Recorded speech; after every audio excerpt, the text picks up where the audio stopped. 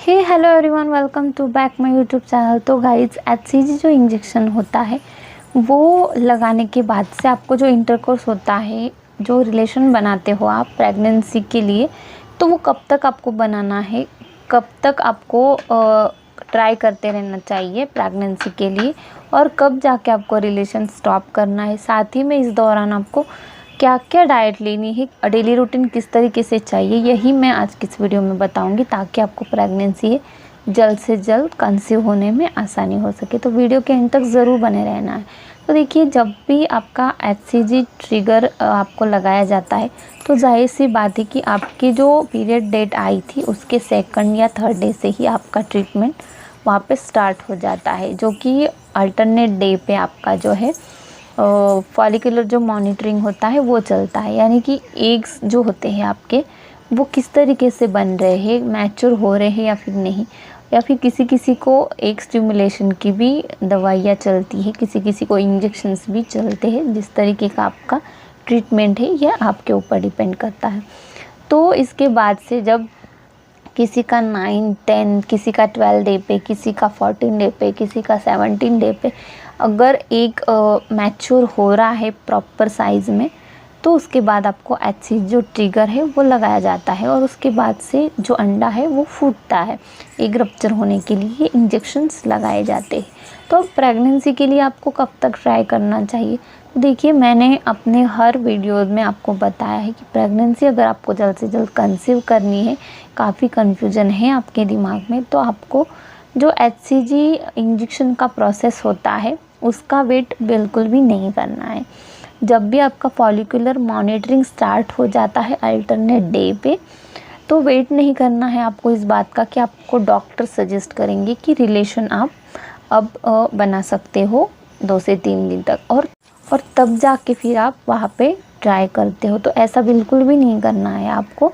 और डॉक्टर जो बोल रहे हैं वो भी चीज़ें आपको फॉलो करनी है, लेकिन कुछ बातें जो है वो आपको प्रेगनेंसी सपोर्ट के लिए खुद से ही करनी होंगी।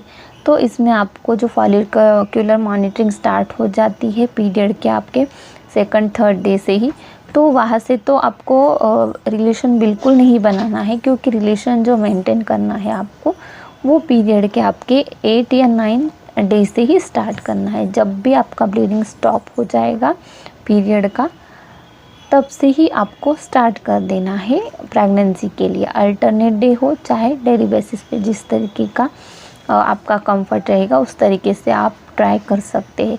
तो अगर आप एचसीजी इंजेक्शन के पहले भी ट्राई कर रहे हो और एचसीजी इंजेक्शन लगाया जाता है उससे 4-5 दिन बाद या फिर 5-6 दिन बाद, किसी किसी का 2 से 3 दिन बाद ही, जिस तरीके से आपकी अब एग की मैच्योरिटी है, एग आपका परफॉर्म करता है, उस तरीके से आपको इंजेक्शन उस डे पे लगाया जाता है। तो जब भी लगाया जाएगा उसके बाद से भी आपको 4 से 5 दिन तक ट्राई करना चाहिए प्रेगनेंसी के लिए। 5 दिन के ऊपर आपको ज़्यादा ट्राई नहीं करना है, और 6-7 डे से आपको स्टॉप कर देना है बिल्कुल प्रेगनेंसी के लिए ट्राई करना, क्योंकि इसमें जो इम्प्लांटेशन होता है ये भी आपका फेल हो जाता है कभी कभी। अगर अर्ली प्रेगनेंसी होती है, आपको जल्दी किसी किसी को प्रेगनेंसी कंसीव होती है, तो इस वजह से फिर आगे चल के इम्प्लांटेशन फेल होता है। इसीलिए आपको एक लिमिट रखनी है, वहाँ से आपको स्टॉप कर देना है। उसके बाद जब तक कि आपका पीरियड नहीं आ जाता नेक्स्ट, या फिर प्रेगनेंसी कंसीव नहीं हो जाती, तब तक आपको कुछ भी डिसीजन नहीं लेना है, और कुछ भी रिपीट आपको वही चीज़ें बिल्कुल भी नहीं करनी चाहिए अपना दिमाग लगा के। ठीक है, तो इस तरीके से अब ये हो गई रिलेशन मेंटेन करने के बाद, इंटरकोर्स करने की बात। तो ये मैंने आपको क्लियरली बता दी, जो कि एचसीजी इंजेक्शन लगने के 2 से 3 दिन पहले से स्टार्ट कर देना है रिलेशन मेंटेन करना, और बाद में भी 5 से 6 दिन तक ट्राई करना है। अगर आप पहले ही ट्राई करते हो और बाद में अगर एग रप्चर हो रहा है आपका, तो वहाँ पे ज़्यादा चांसेस होते हैं कि फर्टिलाइजेशन होने के, क्योंकि स्पर्म वहाँ पे पहले से ही अवेलेबल होते हैं, क्योंकि आपने पहले ट्राई किया था। तो एग और जो स्पर्म्स होते हैं उनको फर्टिलाइज़ करने में आसानी हो जाती है, और जो स्पर्म्स काउंट भी होता है आपका वो भी ज़्यादा वहाँ पे बढ़ता है, क्योंकि आप डेली या फिर अल्टरनेट डे वहाँ पे अगर रिलेशन रखते हो, तो स्पर्म की जो काउंटिंग है वो भी वहाँ पे बढ़ जाती है। तो इसीलिए जल्द कंसीव होने में हेल्प हो जाएगी। अब साथ में HCG इंजेक्शन चलते वक्त आपको जो है डाइट बाहर का नहीं खाना है, जंक फूड नहीं खाना है, मैदे से बनी चीज़ें नहीं खानी है। ये 3 चीज़ों का आप एक प्रॉपर दिमाग में बैठा के रखना है कि ये चीज़ें मुझे नहीं करनी है। हाँ, जब भी आपका पीरियड चलता है उस टाइम पे आप खा सकते हो अगर आपका मन है तो, अगर ना खाओगे तो आपके लिए अच्छा ही रहेगा। लेकिन खाना है तो तब खाना है, लेकिन उसके बाद से आपको जब भी आपका ट्रीटमेंट प्रॉपरली स्टार्ट हो जाएगा उसके दौरान आपको कोई चीज़ ऐसी नहीं करनी है जो कि आपके इस ट्रीटमेंट में दिक्कत पैदा कर सके। तो इसीलिए हेल्दी फूड खाना है, घर के बने दाल चावल सब्ज़ी रोटी सलाद हो, कुछ फ्रूट भी खा सकते हैं, ड्राई फ्रूट भी, लेकिन हर चीज़ की लिमिट जो है मैंने वीडियोस में बताई है अपने कि हर चीज़ आपको थोड़ी सी ही खानी है, कितनी भी नहीं खानी है, क्योंकि सारी चीज़ों की ज़रूरत होती है आपको, आपके बॉडी को विटामिन्स की, मिनरल्स की, जिंक होता है, आयरन होता है, फॉलिक एसिड होता है, ब्लड लेवल आपका ठीक तरीके से काम करता है, ऑर्गन्स भी ठीक तरीके से काम कर, तो इसीलिए ये एक ही चीज़ से कंप्लीट नहीं होगा। अब डाइट इस पे भी डिपेंड करता है कि आपकी प्रॉब्लम एक्चुअली क्या है, क्योंकि आपके डॉक्टर को ही वो पता होता है कि आपका किस डिसऑर्डर के कारण प्रेगनेंसी कंसीव करने में दिक्कत आ रही है। किसी में एग्स नहीं बन रहे होते हैं या फिर बन रहे हैं लेकिन उनकी क्वालिटी ठीक तरीके से मैच्योर नहीं हो रही है, एग की क्वालिटी ख़राब है। किसी में स्पर्म की डिफेक्ट हो सकता है, किसी में जो लाइनिंग है वो लाइनिंग का थिकनेस जो है उसमें प्रॉब्लम होता है, लाइनिंग प्रॉपर तरीके से नहीं बन रही है वो। तो ये सारी चीज़ों के अकॉर्डिंग आपका डाइट डिपेंड करता है।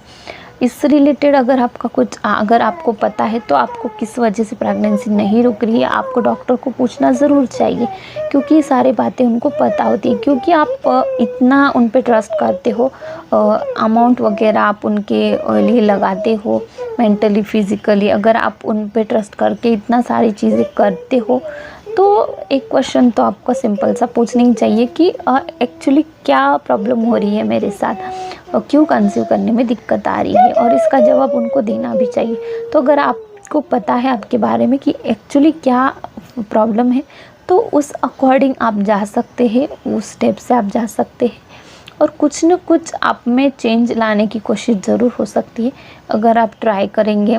आपको अगर पता है तो आप कमेंट में भी पूछ सकते हैं कि मैम मेरी ये रिलेटेड प्रॉब्लम है, तो मैं उसके लिए क्या डाइट लूँ या फिर क्या एक्सरसाइज करूँ, तो मैं फिर वहाँ पे बता पाऊँगी। लेकिन सिर्फ प्रेगनेंसी क्यों कंसीव नहीं हो रही है तो मैं आपको नहीं बता सकती, क्योंकि ये आपके डॉक्टर को ही पता है, क्योंकि उनको आप रेगुलर चेकअप करवा रहे हो, दिखाते हो, इसलिए उनको सारी चीज़ें आपकी पता होती है ना।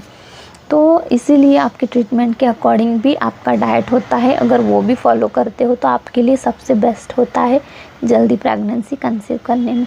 अब इसके बाद बात करेंगे कि इस दौरान आपको स्ट्रेस नहीं लेना है। अब स्ट्रेस लेवल दूर करने का सबसे अच्छा तरीका है म्यूज़िक सुनना, ठीक है, म्यूज़िक सुनना, बुक्स पढ़ना या फिर कहीं बाहर घूम सकते हैं, जो भी आपकी हॉबी हो, शॉपिंग करना हो, चाहे शॉपिंग नहीं भी करनी हो तो आप ऐसी शॉपिंग मॉल में जा सकते हैं। तो ये सारी चीज़ें आपको करना है, जिस चीज़ में आपको खुशी मिलती हो ऐसी चीज़ें आपको करनी चाहिए जब तक कि आपको कंफर्मेशन रिज़ल्ट ना मिलता हो। तो आई होप कि आपको वीडियो अच्छी लगी होंगी। वीडियो काफ़ी लंबी हो चुकी है, पता नहीं आप कंप्लीट देखोगे या फिर नहीं। वीडियो अच्छी लगी होंगी तो लाइक ज़रूर कर देना है, साथ में चैनल को पहली बार देख रहे तो सब्सक्राइब ज़रूर कर देना है। तो चलिए फिर मिलूँगी किसी नेक्स्ट वीडियो को लेकर, तब तक के लिए स्टे हेल्दी स्टे हैप्पी।